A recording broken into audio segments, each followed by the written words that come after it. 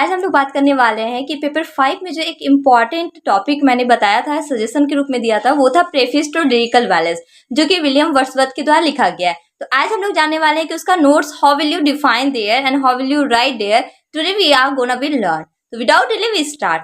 Preface to lyrical ballads is an essay written by William Wordsworth. Preface to lyrical ballads जो है वो एक एसे है जो कि विलियम वर्ड्सवर्थ के द्वारा लिखा गया है।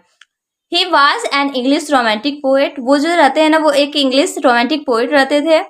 He is best known for lyrical ballads. Wordsworth says that in 1998 the first poem was published in that we know it, lyrical ballads. वो जो जाने जाते हैं ना lyrical ballads के नाम से जाने जाते हैं. और वर्ड्सवर्थ का ये कहना है कि 1998 में उन्होंने उनके द्वारा जो फर्स्ट पोएम पब्लिश किया गया ना, उसे lyrical ballads का नाम दिया गया. It was my experiment to know that what do people reaction that when I use the real language of human in my poem. People का reaction देखना चाहते हैं, मतलब लोग क्या react करते हैं मेरे इस language को लेकर के, ये जानने के लिए उन्होंने lyrical ballads लिखा. उन्होंने रियल लैंग्वेज का यूज किया जो कि हम लोग नॉर्मली भाषा में यूज करते हैं एक दूसरे से बात करने के लिए. That what do people react because I feel in this age, new classical age, there are 5 senses what people feel that includes in their poems.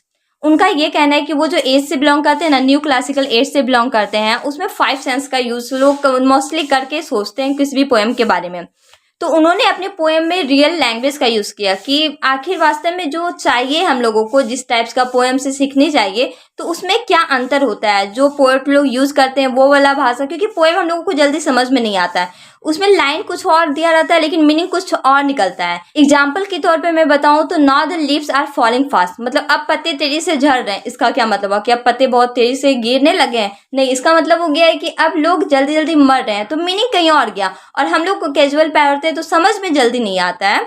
तो दैट्स वाई कि वो रियल लैंग्वेज का यूज करना सिखा रहे हैं और कह रहे हैं. आफ्टर दैट आप पैराग्राफ चेंज करेंगे.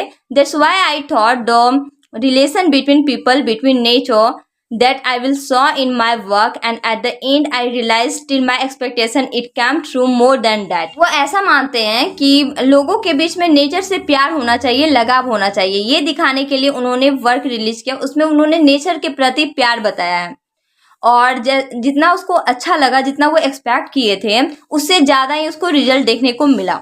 The people like my poems, there are few lines become more popular in that poem.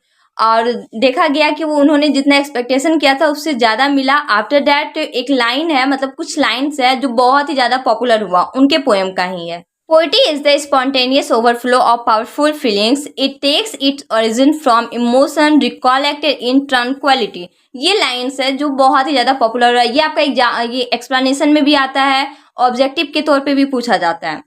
After that, I know that all people think that why am I writing like this? मैं जानता हूँ कि सारे लोग ये सोच रहे हैं कि मैं इस तरह का क्यों लिख रहा हूँ, इस टाइप्स का पोएम क्रिएट क्यों कर रहा हूँ. बट दे कांट अंडरस्टैंड, लेकिन वो लोग समझ नहीं सकते. I know all poets have once on authority ideas to write poem according to them. मैं ये भी जानता हूँ कि जितने भी पोएट हैं उन सारे को मतलब अथॉरिटी है कि वो अपने अकॉर्डिंग लिखे, उनको जैसा पसंद है वो वैसा लिखे. जरूरी नहीं है कि अगर मैं नेचर के प्रति प्यार दिखा रहा हूँ तो वही वो लोग भी करें.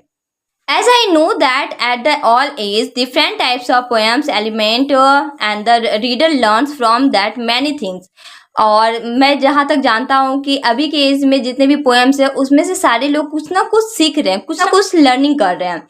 And I write poetry but in different from others poet. लेकिन मैं जो पोएट्री लिखता हूँ ना वो दूसरों से अलग लिखता हूँ. My poetry is related to nature but it's not mean I am lazy. मेरा पोइट्री जो रहता है वो नेचर से रिलेटेड रहता है, पर इसका ये मतलब नहीं कि मैं लेजी हूँ तो कुछ भी घुसा दे रहा हूँ, मतलब नेचर के प्रति एकदम प्यार दिखाया जा रहा है, ऐसा नहीं है. But I feel that in poetry we must change in it a new type changes. लेकिन मुझे ऐसा भी फील हुआ है कि पोइट्री में भी बहुत सारी चीज़ें चेंज करने की ज़रूरत है. बताने का टाइप्स को चेंज करना जरूरी है. लाइक अगर मैं बात करूँ नॉर्मली खाना खाने की, तो डेली का एक ही खाना लोग बोर हो जाते हैं या फिर अब खाना पसंद नहीं करते. तो बीच बीच में क्या होता है, कुछ स्पाइसी होना चाहिए. एज अ सेम वे कि पोएम लिखने का वे अगर सारे राइटर या पोएट सेम कर दें तो फिर पढ़ने का मज़ा ही नहीं आएगा, फिर पता ही नहीं चलेगा कि इसमें भी वही कहानी होगा, इसमें भी वही कहानी होगा। दैट्स वाई वो कहना चाहते हैं कि टाइप्स अलग अलग होनी चाहिए, वे अलग अलग होना चाहिए। I wrote in lyrical balance that is related to common life. मैंने लिरिकल बैलेंस इसलिए लिखा ताकि कॉमन लाइफ से उसे रिलेट कर सके। I make saw the reality of common life. I think which poet use language as for upper class people in his poetry. It's not right. It's not enough to make understand. उनके according क्या है कि जो poet upper class people लोगों के people का जो मतलब ये करते हैं, पोएट्री राइट डाउन करते हैं, वो एकदम हाई स्टैंडर्ड वाला लैंग्वेज यूज़ करके पोएम लिखते हैं, तो मुझे नहीं लगता है कि ये सही है। ऐसा मेरा नहीं कहना है, ऐसा पोएट का कहना है। हालांकि बात तो बिल्कुल सही है। It's not enough to make understand, ये काफ़ी नहीं है लोगों को समझाने के लिए। Then the language of a countryside is love that can connect easily with nature, and this language is really different from late new classical writers. उनका मानना है कि जो कंट्री साइड के का लैंग्वेज होता है, जो देहाती लैंग्वेज में यूज़ किया जाता है, एकदम आउटस्टैंडिंग, कुछ भी कह दो, लाइक छेछा में जैसे बात किया जाता है, तो इन सारे को क्या कहते हैं ना, लोग जल्दी ये कनेक्ट हो पाते हैं एक दूसरे से, चीज़ों को समझ पाते हैं। आफ्टर दैट कि इनका मानना है कि न्यू क्लासिकल राइटर से डिफरेंट होना चाहिए language. The poet Wordsworth believes that the language of late new classical writers is very harsh and hateful. Poet ये समझते हैं, उनका ये मानना है कि जो न्यू क्लासिकल राइटर्स जो हुआ करते थे ना, उनका जो लैंग्वेज यूज़ करते थे वो बहुत ही ज़्यादा हार्श है और हेटफुल टाइप्स का है। According to Wordsworth, he wants that his poems line can connect from the people, so that he writes his own feelings and emotion and thought. वो ये चाहते हैं कि जो उन्होंने पोएम्स का लाइन लिखा है ना, वो लोगों से जल्दी कनेक्ट कर जाएगा, वो अपने फीलिंग्स को, इमोशन को और सोच को उसमें बताएगा। He says in his poetry to try to giving feelings to action and situation. वो अपने पोएट्री में ये दिखाना चाहते हैं, ये ट्राई करते हैं कि फीलिंग्स को देने के लिए एक्शन और सिचुएशन के साथ कि क्या चीज़ दिया जाए जो कि उससे रिजल्ट मिले, उसे नुकसान ना हो बल्कि बेनिफिट ही हो।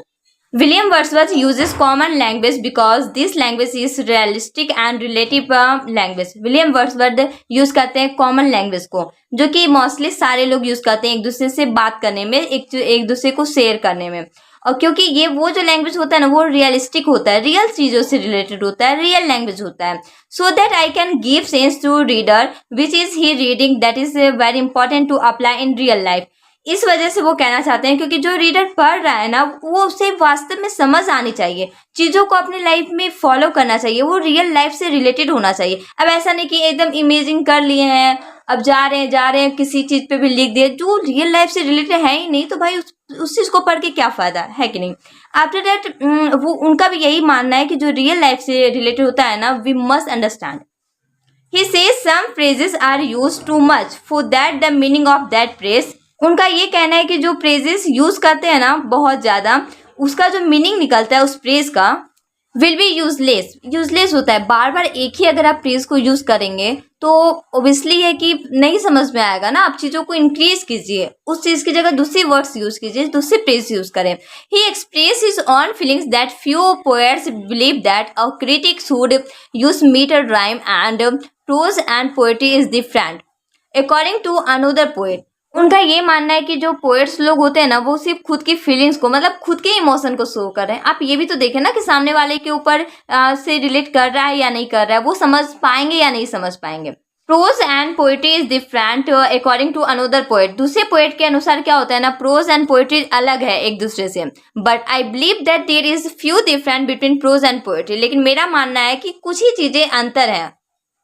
People say poetry and painting are sister. लोगों का कहना है कि पोइट्री और पेंटिंग जो होता है वो सिस्टर है। Then prose is very closer with poetry. इसलिए प्रोज जो होते हैं ना, वो क्लोज होते हैं पोइट्री के मोर देन पेंटिंग। पेंटिंग से ज़्यादा पोइट्री क्लोज होता है प्रोज के। ओबियसली पेंटिंग से ज़्यादा इम्पैक्ट पड़ना चाहिए प्रोज और पोइट्री से रिलेटेड को।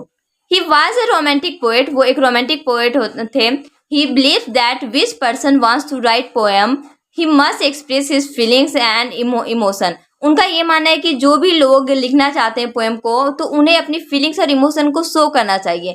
He should write common language, not the language of upper class people. उसे कॉमन लैंग्वेज यूज़ करना चाहिए, ना कि एकदम हाई स्टैंडर्ड वाला यूज़ करना चाहिए। नेचर सेव मैंस लाइफ, जैसा कि हम लोगों को पता है कि प्रकृति जो होती है वो इंसान के लाइफ को बचाती है, सेव करती है, इवन लिविंग थिंग्स को। One should make a good relation between nature with human, मतलब हम सारे को रिलेशन अच्छा बना के रखना चाहिए नेचर विथ ह्यूमन के साथ। That is clearly so that we must be make a relationship, a perfect relationship between nature, because nature saves man's life, as you know about that. I wish कि आपको ये बात समझ में आया हो। Now if you have any doubt और confusion you can ask me on comment box. Thank you so much for watching my channel.